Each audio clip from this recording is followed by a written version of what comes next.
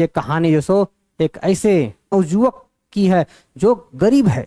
उसका बड़ा ही सपना रहता है कि पढ़ लिख करके हम भी कुछ बड़ा साहब बनेंगे, नौकरी करेंगे। लेकिन वो क्या करता है कि पढ़ तो लिख तो लेता है, मैट्रिक पास भी कर जाता है, लेकिन आगे वो पढ़ नहीं पाता है।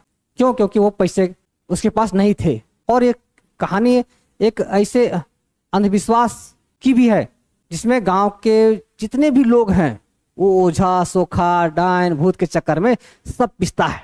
इस कहानी का जो पात्र है छुटुआ नाई, उसका एक बेटा है भीमा।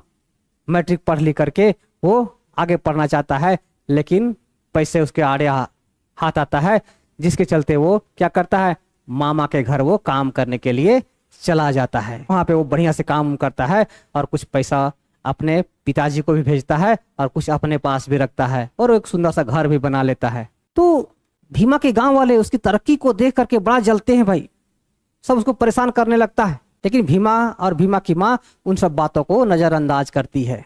एक बार की बात है, भीमा की माँ का जो बकरी है वो मगन के खेत में चली जाती है, जिसके चलते मगन की पत्नी और भीमा की माँ में लड़ाई हो जाता है। लड़ाई होने के 2 दिन बाद मगन का जब बेटा है वो थोड़ा बीमार पड़ जाता है। जब उससे ही बीमार पड़ता है तो उसके इलाज के लिए पहले ओझा को बुलाया जाता है। ओझा से ठीक नहीं होता है तो फिर सोखा के पास भेजा जाता है और उसके बाद फिर भगत के पास भेजा जाता है, लेकिन किसी से ठीक नहीं होता है और अंत में उसकी मृत्यु हो जाती है।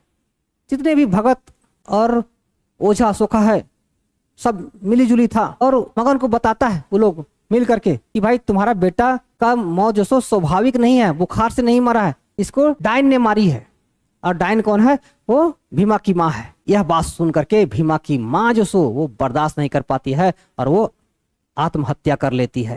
गांव में एक पंडित है जिसका दामाद को उग्रवादियों ने मार दिया था। तो उसी समय छुटुआ नाई कहता है कि भाई कि क्या पंडित जी या पांडे बाबा जो हैं वो अपने बेटी और दामाद का अच्छा से जन्म पत्रिका या कुंडली का मिलान नहीं किए थे क्या, जो ऐसी घटना घट गई है। यह बात सुन करके लेखक का जो भतीजा है वो बोलता है कि विपत्ति के समय में किसी को ऐसी बात नहीं कहनी चाहिए। तो वहीं पे निरुदा गांव के एक विशिष्ट व्यक्ति हैं, वो लेखक के भतीजा से कहते हैं कि बाबू तुम धैर्य रखोगे तो मैं एक कहानी तुम्हें सुनाऊंगा, तब तुम्हें ये बातें स्पष्ट हो जाएगी कि छुटुआ नाई ने ऐसा क्यों कहा। बाद बाकी आप लोग को ये कहानी हम विस्तार से बता चुके हैं।